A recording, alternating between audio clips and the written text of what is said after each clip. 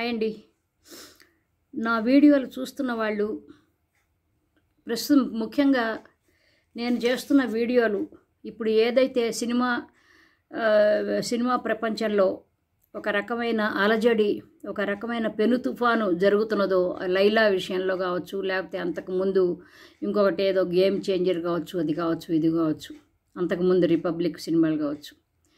సరే, వాళ్ళ ఆ సినిమాల్లో రాజకీయాలు జొప్పించటం, రాజకీయాల గురించి ఉపన్యాసాలు చెప్పటం, లేకపోతే రాజకీయ పడని వాళ్ళు గనక ఎవరినైతే వాళ్ళు వ్యతిరేకిస్తారో ఆ నాయకుల మీద ఇష్టం వచ్చినట్టు వ్యంగ్యాలు మాట్లాడటము. ఎందుకంటే డైలాగ్ రైటర్స్ మన దగ్గరే ఉంటారు, కథా రైటర్స్ మన దగ్గరే ఉంటారు, అన్నీ మన దగ్గరే ఉంటారు. కాబట్టి మనం విచ్చలవిడితనంగా ఏదైనా చేయొచ్చు, ఏదైనా మాట్లాడచ్చు అనేది అనమాట. కానీ ఏంటంటే మాలాంటి వాళ్ళు ఏదన్నా ఒక వీడియో చేసి ఫలానా హీరో ఇట్లా మాట్లాడాడు, ఫలానా నటుడు అట్లా మాట్లాడాడు, ఇలా మాట్లాడకూడదు కదా, అట్లా మాట్లాడకూడదు అంటే ఏదో ప్రపంచంలో నేను ఒక్కదాన్ని మొట్టమొదటిసారి ఆఖరిదాన్ని అయినట్టుగా ఇష్టం వచ్చినట్టు ఏదో మీకు తెలుసా అసలు మీ స్థాయి ఏంటి, ఆయన్ని ఆ పెద్ద మహానటుడిని అనే అంత స్థాయి మీది, మీకు అసలు ఎంత కష్టపడి పైకి రావాలి, పైకి వస్తే ఇంత పెద్ద నటుడవుతాడు, అట్లాంటిది ఆయన ఎక్కడ, మీకెక్కడ, మీరెక్కడ, నక్కెక్కడ, నాగలోకం ఎక్కడ అన్నట్టుగా పిచ్చి కూతలు, పిచ్చి వాగుడు. ఎందుకంటే పని పాట లేకుండా జీవితంలో అలసిపోయి అన్ని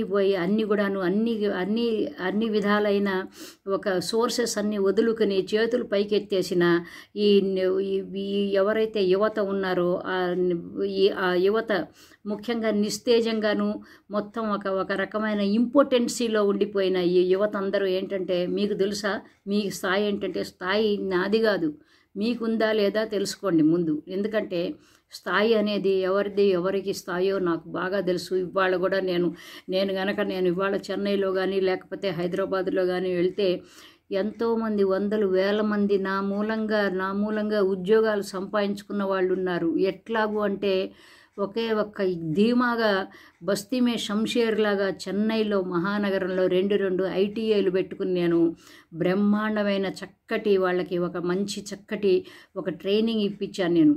నేనే సొంతగా చూస్తూ ఉండేదాన్ని అవన్నీ కూడాను. ఇవాళ రోజున ఎక్కడికన్నాను వొకేషనల్ ట్రైనింగ్ అంటారు దాన్ని, ఫిట్టరు, డ్రాఫ్ట్స్మన్, సివిలు, డ్రాఫ్ట్స్మన్, మెకానికలు, లేకపోతే ఇట్లాంటివన్నీ కూడాను, ఎలక్ట్రికల్ కోర్సెస్ ఇట్లాంటివన్నీ కూడాను చదువుకున్న పిల్లలు 2 సంవత్సరాలు 3 సంవత్సరాలు చదువుకున్న పిల్లలు ఏంటంటే వాళ్ళు వేరే మంచి ఉద్యోగాలకు వెళ్తే ఇప్పటికి కూడా మేము ఫైర్ ఇంజన్ దానిలో నడుస్తున్నాము మేము, లేకపోతే ఇదిగో లోకోమోటివ్ పైలట్గా నడుపుతున్నాను, లేకపోతే నేను పనిచేస్తున్నాను, లేకపోతే నేను ఫలానా రైల్వే డిపార్ట్మెంట్లో ఉన్నాను, లేకపోతే ఫలానా ఇంకొక డిపార్ట్మెంట్ లాగా అట్లాంటి వాళ్ళకి ఉద్యోగాలు వచ్చేలాగా ఏర్పాటు చేసి వాళ్ళకి ఒక దోహదం చేసినందుకు మాలాంటి వాళ్ళు గర్వపడతారు.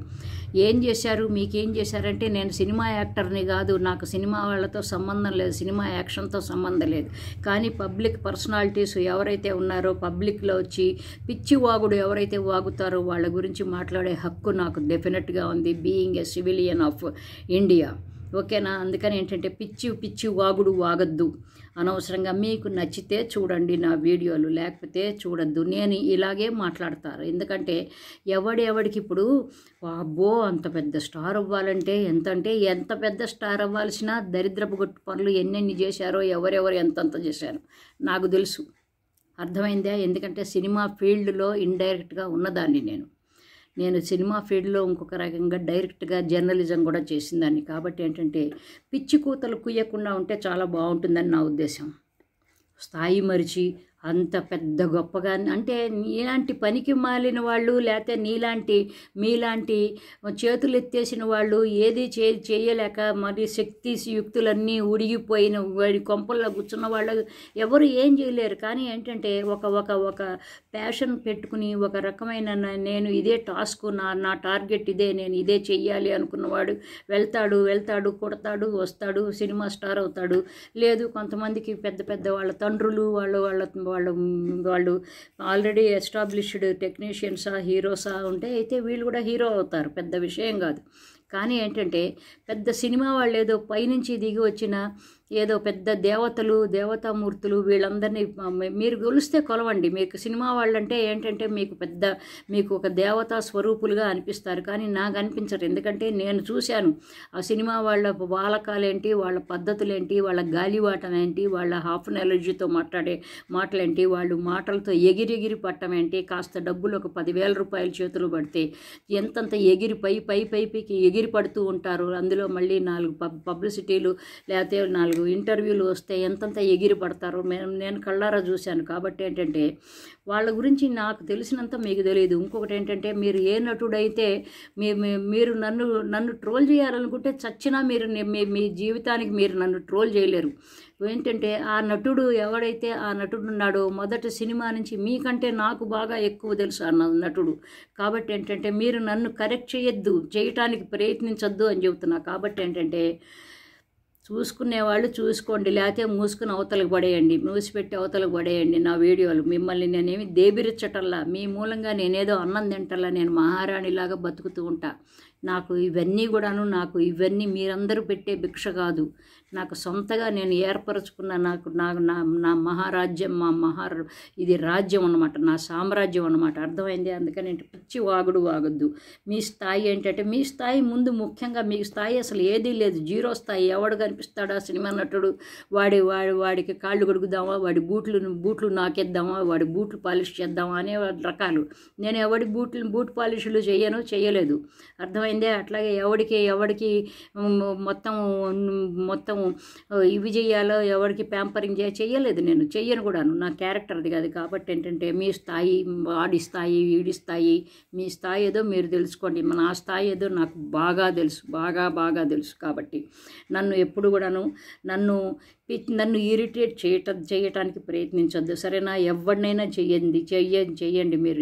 నన్ను మాత్రం ఇరిటేట్ చేయడానికి మాత్రం ప్రయత్నించొద్దు. నేను ఇరిటేట్ అయ్యే మనిషిని కాదండి అక్కయ్య గారు, మీరెందుకు ఆ ఎదవల జోలికి మీరెందుకు వెళ్తారు వాళ్ళు అట్టాగంటే కాదు. నేను ఇట్లాగే చెప్పదలుచుకున్నాను, నేనేంటో చెప్పదలుచుకున్నా, లేకపోతే నా స్థాయి ఏంటో చెప్పదలుచుకున్నాను. అంతేగాని నేను ఎవడు దయాదాక్షిణ్యాలతో వాడెవడో నేను ఎవరితో అయితే ఎవరి గురించి అయితే మాట్లాడినో ఆ సినిమా నటుడు మోచేతి కింద నీళ్లు నేను దాగటల్లా.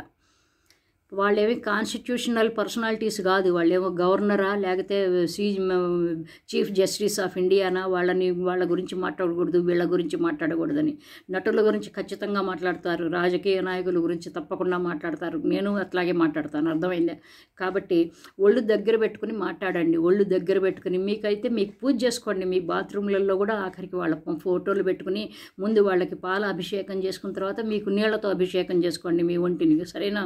కాబట్టి పిచ్చి కూతలు కూసి స్థాయిల గురించి మాట్లాడితే మాత్రం గాలి తీసేస్తాం మీ అందరికీ, సరేనా? సో అదండి.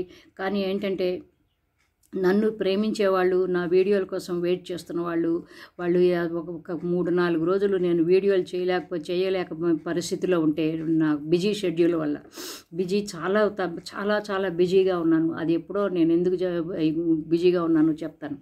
అట్లాంటి వల్ల వాళ్ళు తల్లడిల్లిపోయారు నా కోసం. నేను ఏమయ్యాను, నేను ఎట్లా ఉన్నాను, అది ఇదని. నేను ఏమీ అవ్వను.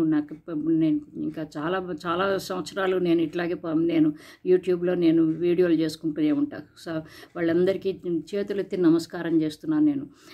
నాకు ప్రేమించే వాళ్ళని, నాకు ప్రేమనిచ్చేవాళ్ళని వాళ్ళకి నేను ఎప్పుడు కూడా చేతులకి దండం పెడతాను. వాళ్ళు ఎప్పుడూ నాకు గౌరవనీయులే. కానీ ఏంటంటే ఇట్లాంటి ఎదవలు, పనికి మాలిన ఎదవలు, సన్నాసి ఎదవలు, ముండమోపి మాటలు మాట్లాడే వాళ్ళని మాత్రం స్పేర్ చేయనండి నేను. సో ఇంకొక మంచి టాపిక్తో మళ్ళీ కలుద్దాం. బై అండి. Love you all. బాయ్.